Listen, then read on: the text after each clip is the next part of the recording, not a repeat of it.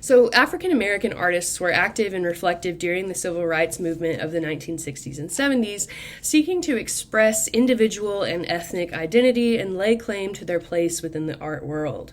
Many black artists felt called to use their work to protest the violence directed against African Americans and the systemic racial discrimination in America, politicizing their art to advocate for liberation, justice, and equal rights.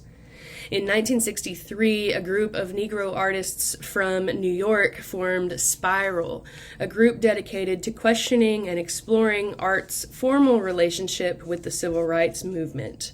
One of the most prominent debates within the group centered on whether African American artists of the 1960s should seek to represent the Black experience through figurative works, or if they should embrace more radical techniques of abstraction.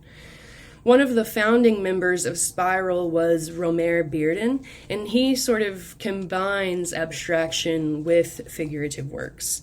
Born in North Carolina, Bearden migrated with his family to Harlem in about 1920. He experimented with social realism in the 1930s, pure abstraction in the 1950s, and then in the 1960s, collage became his primary medium. Bearden glued cut-up pieces of photographs, clippings from magazines, colored papers, etc., to a cardboard backing, arranging fragments into new figures and forms that he then enhanced with touches of paint or pencil drawings. His subject matter focused on the daily lives of African Americans, drawn from his own experiences, memories, and visits to the rural South, as well as African American folklore and history. So, for example, The Street of 1964, which we see here, depicts this bustling Harlem street scene. People with disjointed body parts, including large heads and small legs and feet, are walking, leaning, sitting, looking around from the streets, the stoops, and under bridges. This fragmentation gives the feeling of generalized representative types rather than specific individuals, and it gives the figures a dynamic energy. The viewer's eye sort of moves quickly and constantly through this busy composition of contemporary African American life. Additionally, Romare Bearden loved and played jazz, so the radical jumps in scale and proportion that he includes in these works, along with the patchwork tones and textures, really evoke the syncopation of jazz, which is, of course, an important contribution of African American culture to modern music. David Hammonds is a multimedia artist from Illinois who moved to LA in 1963 to attend art school. In 1968, he began creating prints by coating his own body in margarine or vegetable shortening and then pressing himself onto large sheets of paper. He would then apply powdered black pigment, which would stick to the greasy imprint and bring out the image. Usually the subjects of these prints were celebratory of African American life, and sometimes they embody biting political statements. For example, this work, Injustice Case, in this, Hammonds used a print of his own body to refer to the trial of Bobby Seale, a founder of the Black Panther Party, who had been charged with the federal crime of conspiracy to incite violence for protesting the 1968 Democratic National Convention in Chicago. Seale was not allowed to choose his own lawyer or defend himself, but he refused to remain silent. Because of his outbursts in the courtroom during trial, the judge ordered Seale to be bound and gagged. Hammond's pose in this work relates to a well-known court sketch of Seale during the trial, and then Hammond's illegally cut up an American flag and wrapped around the print's frame. The work was first exhibited in 1970 in a glass case against a black velvet ground with a judge's gavel placed in front of it. Betty Saar uses a variety of materials and techniques in her works to protest racial and gender inequalities. She's best known for her multimedia assemblages and boxes, such as this 1972 work called The Liberation of Aunt Jemima. Here, Saar combines 2- and 3-dimensional images to challenge the derogatory stereotype of a happy, enslaved mammy. The larger three-dimensional figure is actually a notepad holder, and then to that she has attached this other smaller image of a smiling mammy holding a crying white child. In front of that image, she has sort of superimposed a large black power fist so that it kind of replaces the mammy's skirt. The larger figure holds a broom in one hand and a rifle in the other, and then cotton is kind of spread out across the ground line, while the background includes repeated images of a smiling Aunt Jemima taken straight from a box of pancake mix. Using these appropriated images, Sarr subverts and critiques the stereotype, liberating the figure from both white oppression and traditional gender roles, threatening the viewer to accept her identity, dignity, and her commitment to fighting for racial justice. In the 1950s, African-American artist Faith Ringgold was trained as an abstract painter, but after becoming engaged in the civil rights and feminist movements, her works shifted to use narrative compositions combined with non-Western traditions in a lot of cases to really consider both race and gender in society. She created works that explore civil rights, Jim Crow laws, the assassination of MLK, race riots, black pride, the politics of skin color, women's rights, prison systems, and her own personal experiences as a black woman in the 60s. For example, her 1967 work, The Flag is Bleeding, seen here, is part of a series of about 20 paintings that depict racial tensions in America at the time. It depicts a black man, a white woman, and a white man linking arms, with an American flag superimposed over the figures, and the red stripes of the flag sort of drip down over them like blood.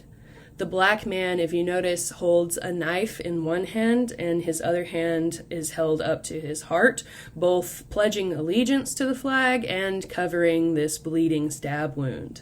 While he fights for his freedom, his humanity, and his life, the others are completely unscathed, living the American dream, oblivious to his struggle. Ringgold said, quote, "We thought of the American flag as our symbol of freedom, but we were losing our freedoms in the 60s. All the blood lying all over the sidewalk, nothing about it in the papers, like silence, like it didn't even happen." Then in the 1980s, Ringgold began making story quilts, which combine representational subject matter, written text, acrylic, and African American quilting traditions to create visual narratives richly layered with meaning. Quilting has long been considered a women's craft, but more specifically, quilts are some of the most important pieces of African American visual culture. Ringgold's great-grandmother was one of many slaves who made quilts for plantation owners in the South using scraps of fabric in patchwork patterns. By incorporating this media and technique, Ringgold addresses these ancestral cultural traditions. This work, Tar Beach of 1988, presents a story from the perspective of 8-year-old Cassie, although the story itself is inspired by Ringgold's own memories of growing up in Harlem. The title Tar Beach refers to the rooftop of the apartment building where Ringgold's family would sleep on hot nights, which she described as a magical place. The central panel, surrounded by a colorful patchwork quilted border, shows Cassie on the roof with her brother while her parents and neighbors play cards. White horizontal panels include a handwritten account of Cassie's dream, in which she can fly over the city and claim possession of anything that she flies across. In the dream, she claims George Washington Bridge for herself, a new union-constructed building for her father, who was a factory worker but could not join the union because he was black, and an ice cream factory for her mother. The fantasy is charming, and the image is a rather quaint human scene void of stereotypes, but it's a reminder for the viewer of the real social and economic limitations and prejudices facing African Americans during this time. Another artist who deals with issues of gender and race in both art and society using postmodern strategies, maybe somewhat similar to Barbara Kruger or Cindy Sherman, is Lorna Simpson, who again makes works that often combine text and imagery. So, for example, this work from 1988, Stereo Styles, consists of 10 Polaroids arranged in 2 rows, each depicting an African American woman dressed in a white shift with her back turned toward the viewer, so that the only identifying factors within each image are the distinctive hairstyles, which are then described by words in the center of the composition.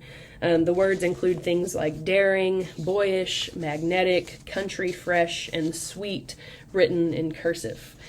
She's thinking here about visual appearances and how they are informed by culture and experience and how they affect the perceptions of individual identity.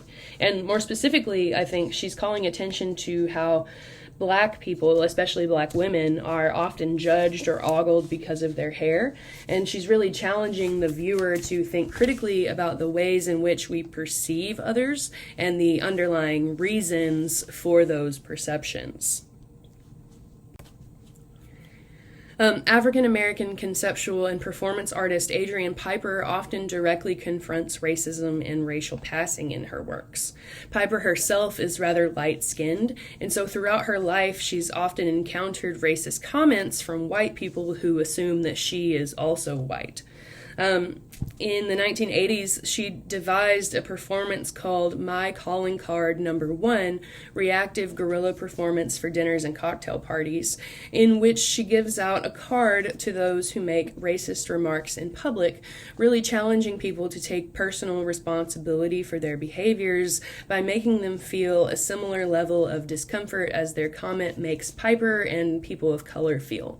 So this particular card reads, "Dear friend, I am Black. I am sure that you did not realize this when you made/laughed at/agreed with that racist remark. In the past, I've attempted to alert white people to my racial identity in advance. Unfortunately, this invariably causes them to react to me as pushy, manipulative, or socially inappropriate.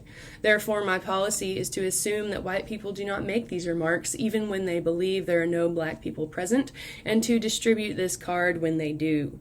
I regret any discomfort my presence is causing you, just as I am sure you regret the discomfort your racism is causing me." We also have several indigenous artists in the second half of the 20th century who embraced postmodernism to ask viewers to confront Native American stereotypes.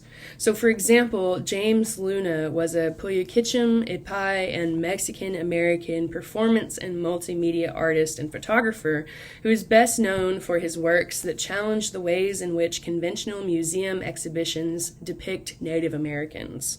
For his work, The Artifact Piece, which was first done in 1987 at the Museum of Man in San Diego, which was an ethnographic museum rather than an art museum, Luna lay almost naked inside a glass display case filled with sand, embedded with artifacts from his life, including his favorite music and books, personal photos and papers, etc. Museum-style labels pointed out marks and scars on his body and gave information about how he obtained them. The work transforms Luna's living body into an ethnographic object for people to ogle and judge. By objecting himself in this way, he challenges the viewer's prejudices and assumptions about Native Americans and highlights the cultural role of institutions in the perpetuation of these stereotypes, encouraging them instead to counter such myths. Artist, curator, educator, and activist Jane Quick-to-See Smith is of French, Cree, and Shoshone descent and an enrolled member of the Confederated Salish and Kootenai tribes raised on the Flathead Indian Nation Reservation in Montana.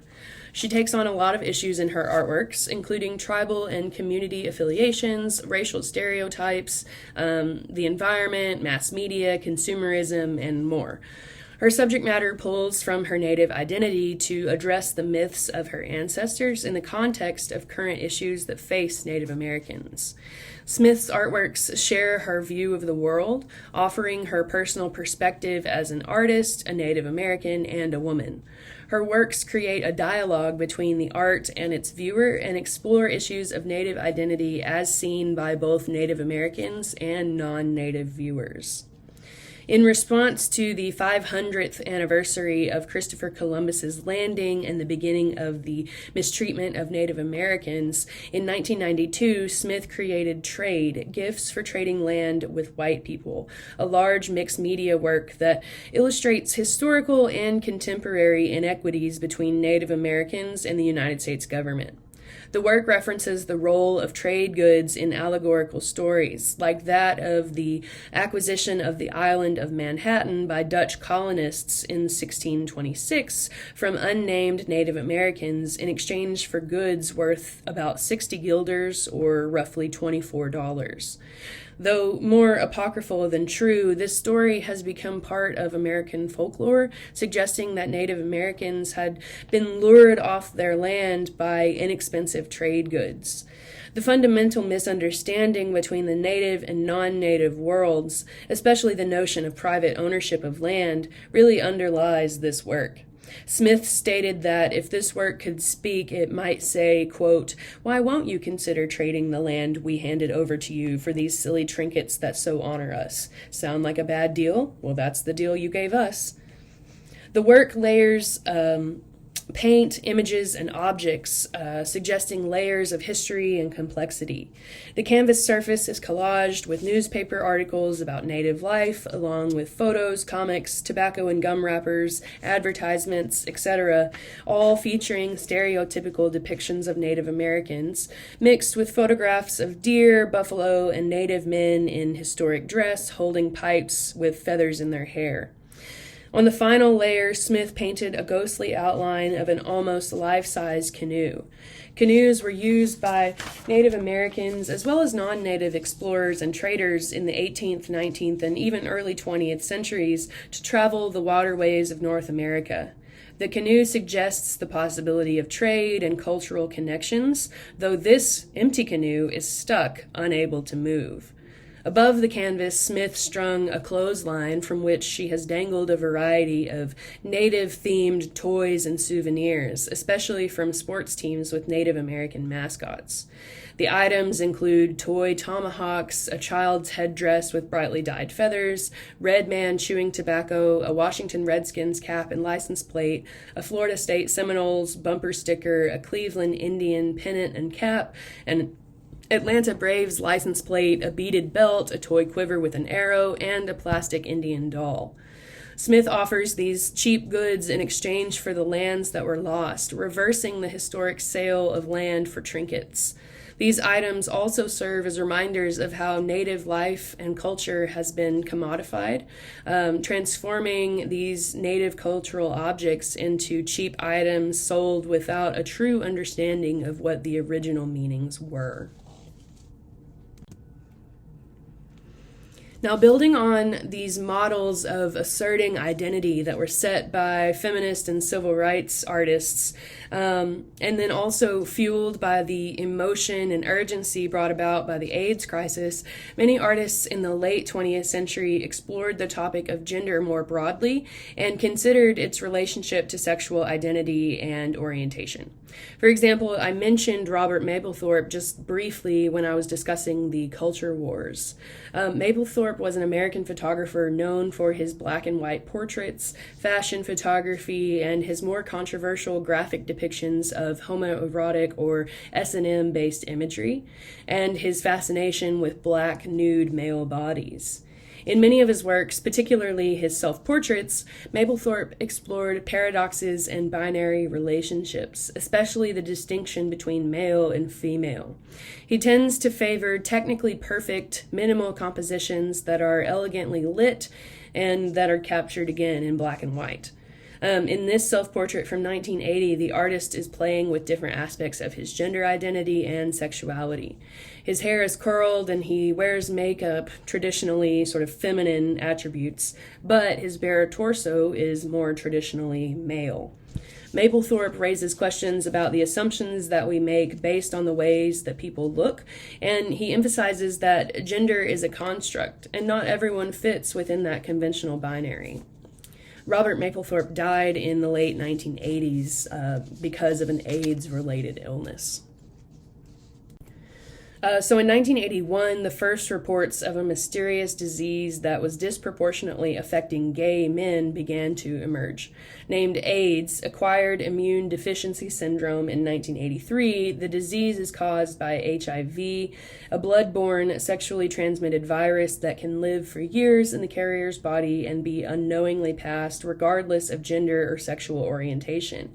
By the mid-1980s, AIDS had been declared a global pandemic, and by 1994, it was the leading cause of death among all Americans between the ages of 25 and 44. Throughout the 1980s, misinformation and paranoia amongst the general public, in addition to the disproportionate impact of AIDS on the gay community and pre-existing stigmas, led to a general disregard of its seriousness. The rapid spread and devastating physical effects of the disease resulted in the loss of thousands of lives, many in their prime. Many artists adapted activist strategies to educate the public and call for action, while others were inspired by personal suffering and loss to create works that confront human emotions like grief, anger, love, and hope. The political group ACT UP, the AIDS Coalition to Unleash Power, formed in New York in 1987 to combat inaction and misinformation. Artists and art collectives, including the collective Grand Fury, produced numerous artists' vehicles for ACT UP, illustrating the group's slogan, "Silence equals death." The pink triangle that accompanies the slogan in this neon version by Grand Fury was based on pink triangles used by Nazi concentration camps to identify gay men in a bold reclamation of the symbol as one for gay rights rather than shame or, othering. The neon version that you see here was first installed in the window of the new museum in New York when ACT UP was first founded, but it has also appeared in several different contexts since. The underlying message is that a group needs to articulate a visible identity and a message in order to overcome exclusion. The AIDS Memorial Quilt is an ongoing effort to address loss and political issues caused by the AIDS epidemic. Historically, quilts serve a community purpose, often made collectively to mark different life events like marriages or births, and to preserve cultural history and beliefs. The AIDS Memorial Quilt grew out of a gay community in San Francisco, begun in the 1980s by a gay rights activist named Clive Jones.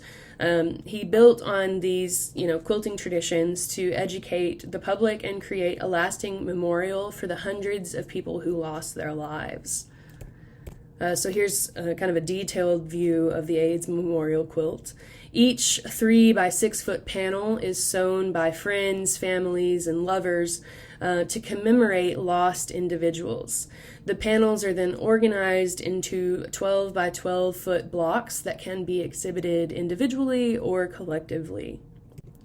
In 1987, an exhibition of the quilt on the National Mall in D.C. included 1,920 blocks to visually demonstrate the scale of the epidemic and incite government action towards research, education, and prevention.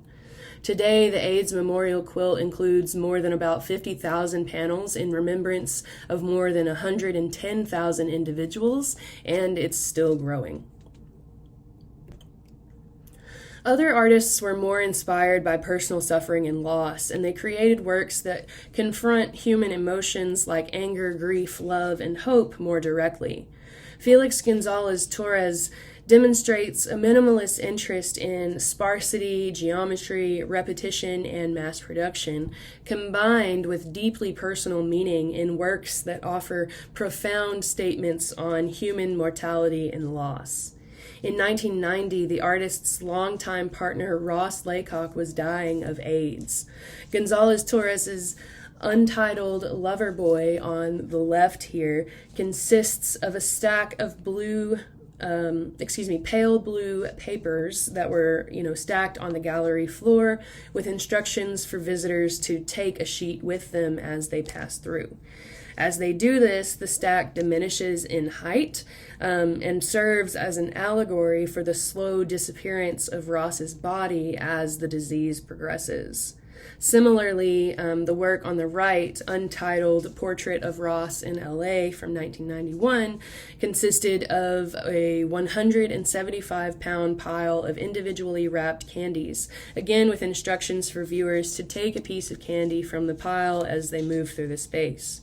The starting weight of 175 pounds equals Ross's ideal healthy weight, and again, the act of removing candies diminishes the pile, mimicking how Ross's body was slowly deteriorating due to his disease. Involving the viewers realizes the meaning of the work, and it sends them away with a small reminder of its purpose, and it transforms a story of personal or individual loss into a more universal political act that really called attention to the social impact of the AIDS crisis, and it sort of serves as a memorial, again, for those who were lost. Now, since the 1990s, the art world has mirrored the increasing multiplicity and connectivity of global culture. Artists look to alternative practices, ideas, and formats that emerged in the later 20th century, as well as more traditional media, adapting them in various ways to produce works that respond to rapidly changing culture. Additionally, growing international exhibitions offer a global stage on which artists may explore broad themes and changing ideologies to generate critical responses. Globalization refers to the expanding economic, social, and cultural network that has developed through transnational trade agreements, economic unions, and advancements in digital communications since the 1990s. Post-colonial discourse has long warned of the excessive influence of industrialized nations on developing countries, and as the world becomes smaller, anxieties arise about the effects of globalization on national identity and cultural heritage. There are also increasing conflicts over religious difference and political control. I've included 3 artists in this lecture, Yinka Shonibare, Shirin Neshat, and Gu Wenda, who their works kind of highlight the complexity of these issues, forcing viewers to acknowledge our cultural biases and to recognize our shared histories, which are often entwined by legacies of imperialism and colonialism. So first, British-Nigerian artist Yinka Shonibare explores cultural identity, colonialism, and post-colonialism, with the interconnected histories of Africa and Europe being his main subject. So he was born in England to Nigerian parents, and his artistic career focuses on the 19th century when colonialism was at its height, and he seeks to expose the unequal power exchanges between Europe and Africa and the damages that created over time. His 2003 work, titled Scramble for Africa, is probably one of his best-known works. Here he's created a reenactment of the Berlin Conference of 1885, in which European leaders gathered to divide up the African continent in preparation for colonization. Out of the 15 nations that were in attendance at the Berlin Conference, none of them were African. France, Germany, Great Britain, and other European powers remapped the African continent without considering the cultural and linguistic borders that were already established, dividing the continent into about 50 different colonies to promote trade agreements and navigation. Shonibare imagines the cast of European leaders as headless mannequins seated around the table, dressed in traditional 19th century European-styled men's clothing. Here's another look at the work. Notice that he's replaced the traditional plain wool and silk fabrics of European styles with very brightly colored cotton wax print fabrics. So during the 19th century, the Dutch were trading in Indonesia, where they bought expensive handmade Indonesian batik or wax print cloth, intending to trade them in Europe. The fabrics didn't do so well on the European market, but the Dutch discovered that traders in West African markets absolutely loved them. Soon, the Dutch began to make their own cheaper versions of these wax print fabrics in the Netherlands, specifically to sell in Africa. The fabrics quickly became so popular that Africans began producing them locally to meet the demand, and now these fabrics are almost exclusively associated with African fashion. Yinka Shonibare uses these wax print fabrics as a signature material, largely to convey the flow of history and cultural and economic entanglements between Europe and Africa as the result of imperialism and colonization. The fabrics appear African, visually at least, but they are actually European, and so that forces the viewer to realize that what is perceived to be authentically European or authentically African, these things cannot so easily be separated. Cultures influence each other throughout history, and that's largely inspired by the global flow of trade and art. And Shonibare emphasizes that the results of that mutual influence can be both beautiful and ugly at the same time. Shirin Neshat is an Iranian-born artist who moved to the United States in 1974 for her studies. In 1979, the Islamic Revolution broke out in Iran, and she was unable to return to her home country until 1993, and when she did, she found that the country had been transformed by a fundamentalist regime. One of the most immediate physical changes this brought about was the requirement of Arab women to wear head-to-toe black coverings called chadors. In Iran, the chador has long been political territory. It was viewed as an emblem of backwardness at the start of the 20th century, and it was abolished in 1936. In the 60s and 70s, the chador became a feminist declaration of emancipation from the stereotypes of beauty and tyranny of international cosmetics industry. That was, of course, before it was made mandatory. Post-Islamic Revolution, the chador has been interpreted as a kind of prison uniform, denying sexuality and individuality. In the Western world, the chador has long been viewed as what some call, quote, a repellent artifact of political repression. And then one scholar and art historian, Leila Ahmed, calls it, quote, the most visible marker of the differentness and inferiority of Islamic societies.